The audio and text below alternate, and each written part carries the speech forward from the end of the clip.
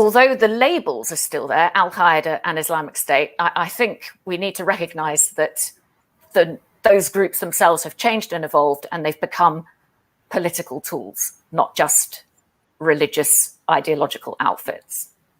Some of these extremist groups have now been absorbed into more mainstream militias, probably on more than one side in the war.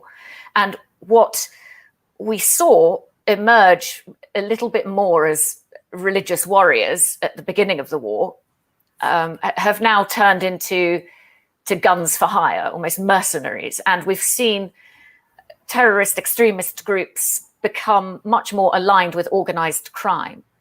But the question that you asked right at the end there, where is this going? This is key, because, all right, it might seem as though al-Qaeda and Daesh have been degraded. They have been degraded. We're at about 1 in 10 the rate of operations domestically in Yemen that we were at the peak of its guerrilla operations in 2017. So definitely degraded. And they've fragmented and they've splintered, and they're probably not even clear themselves who's who. But the worry is, what is going to happen to all of these militias when the war ends?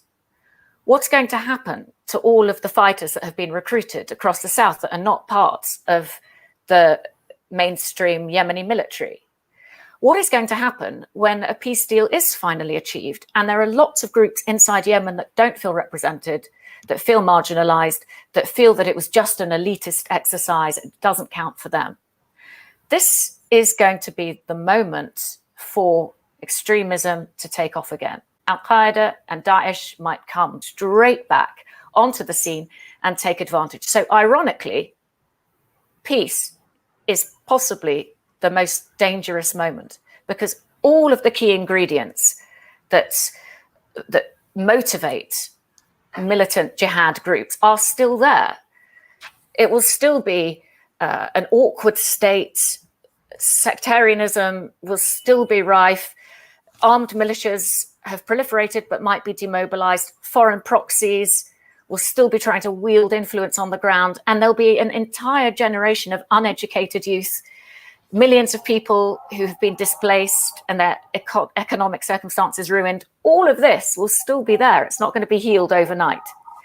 So definitely one to watch.